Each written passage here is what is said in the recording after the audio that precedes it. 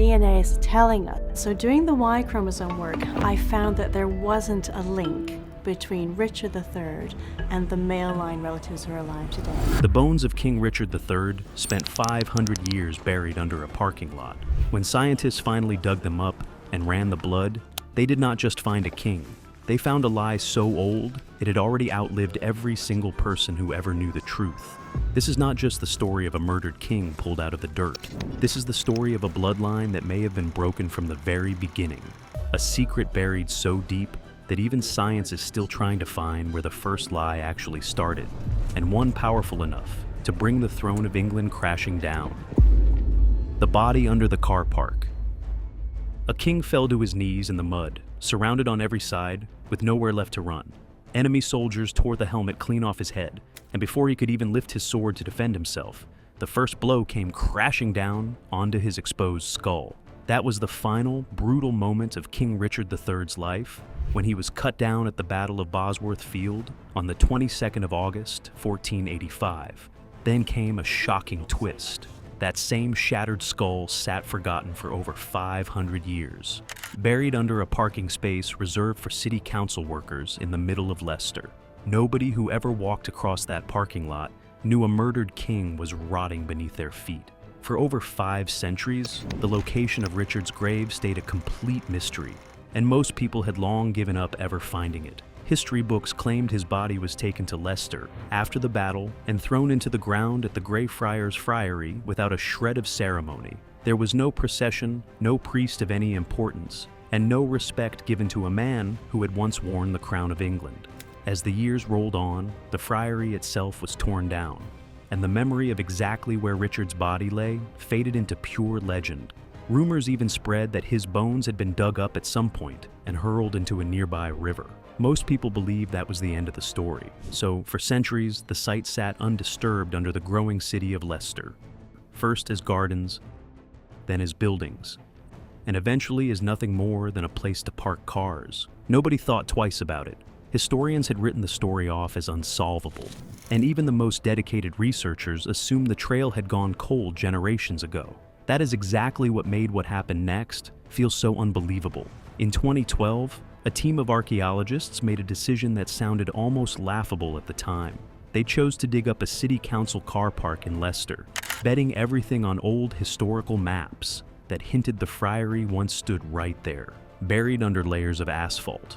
Nobody expected them to find anything more exciting than old bricks and broken pottery. But within days of digging, something impossible happened. They uncovered a full human skeleton, and it was lying exactly where centuries-old records said Richard had been buried, right in the area believed to be the friary's choir. A parking lot had swallowed a king whole for 500 years, and it finally spat him back out the moment someone thought to look. The skeleton, simply labeled Skeleton 1 at first, immediately grabbed everyone's attention, and for good reason. It belonged to a man in his early 30s, and Richard was exactly 32 years old when he died. But it was the wounds carved into those bones that silenced doubters for good. There were at least 10 separate injuries, and 8 of them were slashed straight into the skull. The brutal wounds were consistent with swords and long-bladed weapons called halberds, tearing through flesh and bone. Some of the cuts even suggested the victim's helmet had been violently ripped from his head in his final seconds alive, exactly matching the horrifying eyewitness accounts written down by people who lived through that era. Facing that kind of violence alone, exposed, with nowhere left to hide, would have been a nightmare for any man, let alone a king who once commanded armies. Osteologists who examined the skull later explained that the wounds were not random, panic strikes from a chaotic scramble. They were the kind of wounds delivered by trained soldiers who had gotten close enough to know exactly where to aim, which meant Richard was not cut down from a distance. He was surrounded, overwhelmed, and finished off up close by men who wanted to make absolutely certain he was dead. And the brutality against Richard did not stop the moment his heart did. One wound found on the pelvis matched the kind of damage inflicted after death, likely driven straight through his clothing, while his body lay defenseless on the ground. This lined up chillingly well with something even more disturbing that eyewitnesses from the period described. After Richard fell in battle, his enemies stripped his body completely naked, slung it over the back of a horse like a sack of grain, and paraded it through the streets of Leicester for the public to gawk at. Only after that humiliating display did they finally toss him into a rushed, unmarked grave. This was not just a king who lost a war. This was a king whose enemies wanted the entire country to watch him get dragged through the dirt in death, just to make absolutely sure nobody would ever rally behind his name again. Then came the detail that shattered 500 years of myth in one single moment. The skeleton spine showed a severe case of scoliosis, a condition that curves the spine sharply to one side and would have left one of Richard's shoulders sitting noticeably higher than the other. People who actually knew Richard while he was alive described his uneven shoulders in their writings. William Shakespeare took that one small detail and twisted it into the image of a limping, hunchbacked villain that the entire world still pictures today whenever his name comes up. But the bones told the real story, and the real story was nowhere near as monstrous as the legend. Richard was not dragging around some grotesque, twisted spine like a creature from a nightmare. He had a genuine medical condition, one he could never hide, and his enemies weaponized that condition to paint him as evil long after he no longer had a voice left to defend himself. Doctors who studied the bones even pointed out that the curve likely started when Richard was still a young teenager, meaning he grew into adulthood, trained as a knight, and led men into war his entire life while quietly carrying this condition every single day. Whatever pain or difficulty it caused Richard, it never stopped him from fighting on the front lines, like every other man on that battlefield. Radiocarbon dating locked the bones firmly into the late 1400s, right when Richard died, and the bones still had one more secret left to reveal.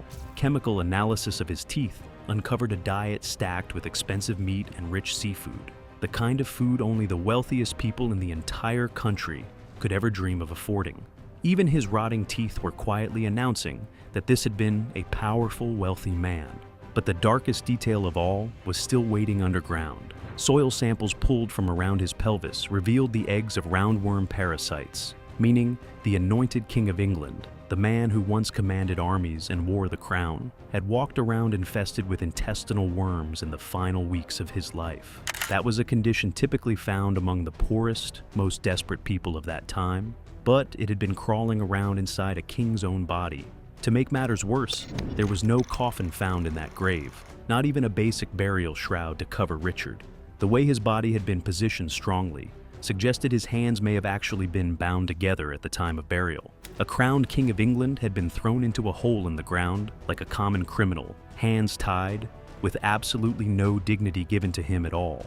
Every single one of these bones had screamed a story at anyone willing to listen. The wounds revealed exactly how brutally Richard died. The twisted spine revealed exactly who he really was underneath centuries of vicious lies. But even with everything the bones had already confessed, it still was not enough to prove for certain that this really was Richard III lying in that grave. For that kind of undeniable proof, scientists needed to go deeper than bone and dirt. They needed to crack open his blood itself, and what they found there would blow this entire mystery wide open. The DNA that confirmed a king then broke him. Finding a real genetic link to a man who had been dead for 500 years sounded like an absolute long shot. In most cases, it would have been completely impossible. But scientists had two secret weapons hiding inside human DNA that gets passed down through families almost completely unchanged, generation after generation, for centuries. The first was mitochondrial DNA, which passed only from a mother straight down to her children. The second was the Y chromosome, which passed only from a father straight down to his sons. Scientists finally believed they had a real shot at cracking this 500-year-old mystery wide open. They started with the mitochondrial DNA, and what genealogists managed to pull off next was nothing short of a miracle of historical detective work. They chased Richard's family line through his sister, Anne of York, following an unbroken chain of mothers and daughters across 19 brutal generations and 500 relentless years. This was not a simple search through a couple of old church records. It meant tracking down marriage certificates, birth records, and family trees stretching across different countries and different centuries, all while hoping that somewhere along that impossibly long chain, a single break in the female line had not already destroyed the entire trail. Somehow, against every possible odd stacked against them, they actually found two living descendants sitting at the very end of that impossibly long chain.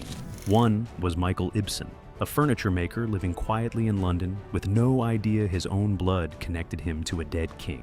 The other was Wendy Doldig, a researcher living in Canada. Both of them turned out to be Richard's great nieces, living completely ordinary lives with no clue that their DNA held the final key to unlocking one of England's oldest mysteries.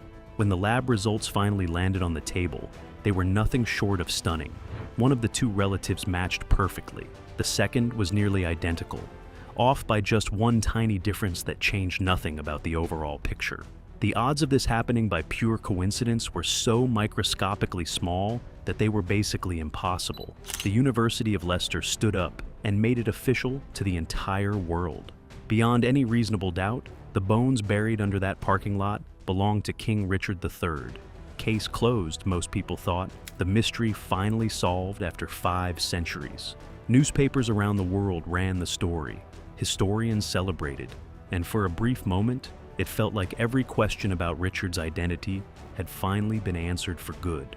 Mitochondrial DNA was only ever half of the story, and the other half was about to detonate everything scientists thought they had just confirmed. Next, researchers turned their attention to the Y chromosome, the DNA that travels only from father to son. If Richard truly was who everyone now believed him to be, his Y chromosome should have matched other living men who descended from the very same royal Plantagenet line across the centuries. Researchers traced that male bloodline all the way down to the Somerset family, direct descendants of Henry Somerset, the 5th Duke of Beaufort.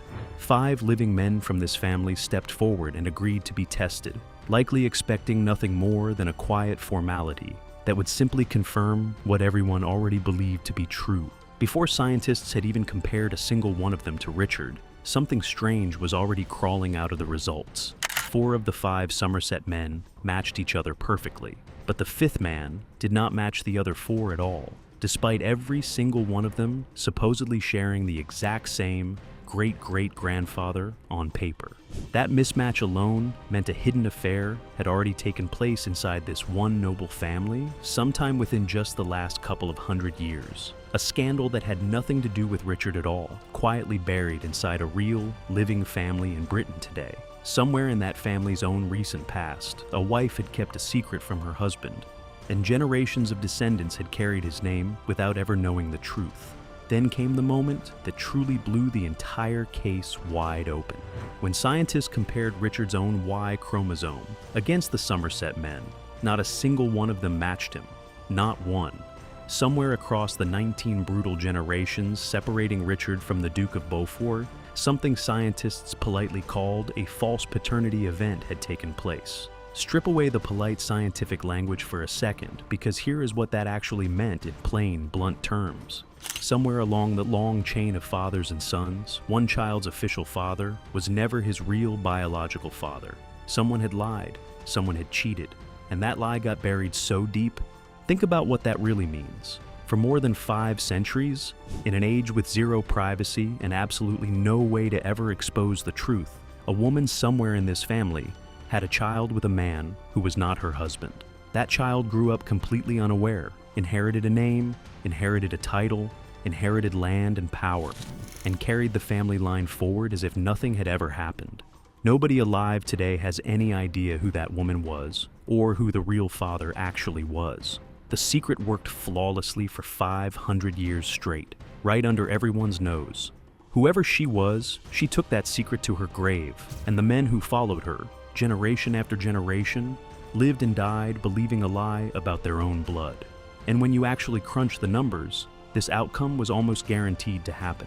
Genealogists estimate that in any single generation, there was roughly a 1 to 2% chance that a child's recorded father was not the real biological father. That might sound small on its own, but stack that risk across 19 separate generations, and the odds of at least one break happening somewhere in that chain rocketed up to somewhere between 20 and 40%. In other words, a hidden secret like this was not just possible, it was practically inevitable. Across 500 years of war, marriage, and secrecy, the odds were always stacked against this bloodline staying pure. This is exactly where the true weight of this deception becomes impossible to ignore. and entire fortunes in this family had been passed down for generations under one simple assumption that fathers and sons were truly blood-related. If that assumption was wrong even once along the way, it meant real power and real wealth got quietly handed down for hundreds of years to men who, biologically speaking, were never entitled to a single inch of it. Nobody questioned it, because nobody had any possible way of knowing. The test that was supposed to be the final nail confirming Richard's identity instead cracked open an entirely different mystery altogether. And here's the part that made this whole thing so much worse than it already sounded. One broken link somewhere across 500 years would already be one of the biggest scandals in royal history all on its own. But as it turned out, this was not the only broken link waiting to be found. It happened twice. The bloodline has more than one secret. You would think that uncovering one broken link buried in 500 years of supposedly royal blood would already be shocking enough to end the conversation right there. It was not. In 2014, a man named Patrice de Warenne stepped forward with his own claim to this exact same bloodline, convinced he could trace his male ancestry all the way back to Geoffrey, Count of Anjou, a common ancestor shared by both Richard III and the Somerset family, a man who had lived all the way back in the 1100s. De Warenne had spent years piecing together old family records across generations and different countries, driven by a belief that his own family carried a direct, unbroken connection to one of history's most famous royal bloodlines. Researchers Kevin Schurer and Tori King agreed to test his Y chromosome, comparing it directly against both Richard's remains and the entire Somerset line. The results came back, and once again, there was absolutely no match anywhere. De Warenne's DNA lined up with neither Richard nor the Somersets. This man had spent years of his life building a case for his own royal ancestry, chasing a bloodline stretching back nearly 900 years, only to discover his own family name was resting on a foundation just as shattered as the one that had already brought the Somerset line crashing down. Instead of confirming his place in history, the test quietly erased it. This single discovery changed absolutely everything about how this entire story needed to be understood. One mismatch could always be brushed off as some strange, isolated accident, a one-in-a-million fluke. But two separate mismatches, uncovered through two completely different genealogical paths, proved this was never an isolated accident to begin with. This was a pattern, and because de Warenne's claimed ancestor lived all the way back in the 1100s, this second broken link meant the royal bloodline may have already been shattered before Richard III was even born. The very first lie buried inside this family might have sat at the absolute foundation of the entire Plantagenet dynasty itself. Long before Richard, long before the Wars of the Roses, and long before anyone even had a reason to start asking questions. To really understand why this mattered so much, it helps to understand exactly what this bloodline was actually being used for. Both the House of York, Richard's own family, and the House of Lancaster, their bitter sworn rivals, both claim descent from the exact same common ancestor, King Edward III. These two families tore England apart in a savage conflict known as the Wars of the Roses, and the entire war was fought over one single burning question. Which family actually held the true, legitimate, blood right to sit on the throne of England? Entire armies were raised, entire noble families were wiped out, and the throne itself changed hands multiple times, all because both sides were convinced their blood was the one true blood. Thousands of men marched straight into battle and bled out on foreign fields, believing with everything in them that they were fighting for the one true royal bloodline. In some of the most savage moments of that war, captured noblemen were dragged out and executed on the spot, killed specifically because of which bloodline they belonged to.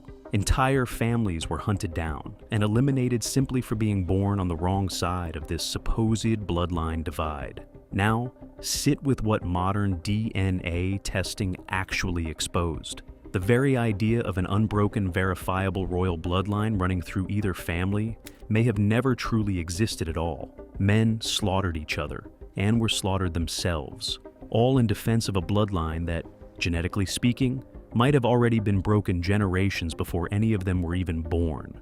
So the question was no longer whether a secret betrayal happened somewhere deep inside this family tree. Two completely separate DNA tests had already answered that question in brutal, undeniable fashion. The real burning question now became who.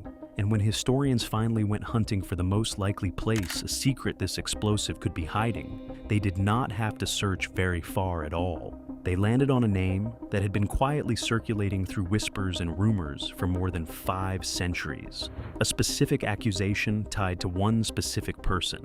And standing right at the center of it all, a mother said to be furious enough to say something almost unthinkable about her very own son. The archer, the duchess, and a crown built on a lie. A furious mother is said to have once declared that her own son had absolutely no right to sit on the throne of England because he was never truly her husband's son to begin with. That mother was Cecily Neville, Richard III's own biological mother, and the son she was accusing was not Richard himself. It was his older brother, the man who would eventually rise to become King Edward IV. Now, here was how the story unfolded. While Richard, Duke of York, was away leading a brutal military campaign at Pontoise in France, his wife Cecily stayed behind in the nearby city of Rouen. According to the rumor that has survived for centuries, during this stretch of separation, Cecily had an affair with a common archer serving in the garrison, a man remembered only by the name Blayborn. Edward was born not long after this period, apart from his father, and that suspicious timing was exactly what fueled the rumor for hundreds of years afterward. For a duchess of her standing to even be alone with a common soldier would have been scandalous enough on its own, let alone what the rumor accused her of actually doing. There was one more detail that made people deeply suspicious at the time, and it still raises eyebrows today. Edward's younger brother Edmund was given an enormous ceremonial baptism, the kind of grand celebration expected for a duke's son. Edward's own baptism, on the other hand, was tiny, rushed, and quiet, held off in a side chapel with absolutely none of the usual fanfare a future king should have received. To this day, nobody knows for certain exactly why. Maybe Edward arrived early, and the family genuinely feared for his survival, which would explain the rush. Or maybe the family wanted to quietly bury the moment before anyone started asking the wrong questions out loud. Either explanation leaves the same uncomfortable gap in the story, a gap that historians have never fully been able to close. This rumor never stayed contained to whispers in taverns. It was actually written down by an Italian scholar named Dominic Mancini in 1483. And according to his account, the rumor may have started with Cecily herself. The story claims Cecily became so furious when Edward secretly married a commoner named Elizabeth Woodville that she threatened to publicly declare her own son a bastard, ripping the crown clean off his head out of pure spite. A mother so consumed with rage over her son's choice of wife that she was reportedly willing to destroy his entire claim to the throne of England, rather than simply accept it. If true, it would mean the very first person to ever question Edward's bloodline out loud was his own mother. The rumor did not stop with Cecily alone. It was picked up and spread even further by Richard Neville, known across England as Warwick the Kingmaker, and by George, Duke of Clarence, both of whom had turned into bitter political enemies of Edward by that point in time. Both men had every reason in the world to want Edward gone, and a rumor this explosive was the perfect weapon to swing against him. Warwick, in particular, had once been Edward's closest ally, the very man who helped put him on the throne, before their falling out turned him into one of the king's most dangerous enemies. To keep things completely fair to the historical record, most historians today believe this rumor was political slander rather than proven fact. The old argument claiming Rouen and Pontoise were impossibly far apart does not even hold up under scrutiny, since the two cities were really only a short march apart from each other. So no, we cannot say with total certainty that Edward truly was the biological son of an archer named Blayborn, but that lingering uncertainty is exactly the point that makes this so dangerous. Once a rumor like this gets planted into a royal family's bloodline, it never fully disappears, and it never stops raising uncomfortable, unanswerable questions. And these questions matter far more than they might first appear to on the surface. Follow this chain all the way through. If Edward IV truly was not Richard, Duke of York's biological son, then his entire claim to the throne was never legitimate from the very start. If Edward's throne was never legitimate, then his daughter, Elizabeth of York, never carried a genuine, unbroken royal bloodline into her own marriage. And that marriage, between Elizabeth of York and Henry Tudor, was the exact marriage specifically designed to unite the warring houses of Lancaster and York and hand the entire Tudor dynasty its legitimacy to rule. Every king and queen who came from that union owed their throne to a marriage built on a bloodline that may never have been real. That means the dynasty that eventually produced Henry VIII, and every single English monarch who followed him all the way down to the royal family, sitting on the British throne today, may ultimately trace its right to rule straight back through a secret affair with a common archer nearly 600 years ago. The DNA that finally identified a murdered king's bones did far more than solve a 500-year-old mystery. It cracked open a question that may never be fully answered for as long as the monarchy exists. Was the entire English crown, from the Plantagenets, through the Tudors, all the way down to today, ever really built on the pure, unbroken bloodline it always claimed to carry? Or was it built on a lie that has simply never been caught until now?